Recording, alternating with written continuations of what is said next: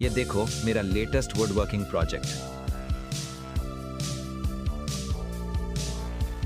पहले बोर्ड्स को एकदम स्मूथ करना पड़ता है प्लेनर और ग्राइंडर से।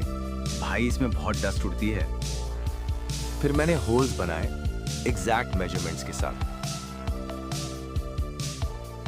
नेक्स्ट स्टेप एडहेसिव और स्ट्रिप्स को केयरफुली लगाना। और फिर आती है मेरी नेल गन की बारी। मैंने एक एक नेल लगाया, हर स्ट्रिप को सिक्योर किया ताकि ये एकदम सॉलिड बने। एक्स्ट्रा मटेरियल क्लीन किया और ये देखो मेरी मेहनत का फल एकदम परफेक्ट।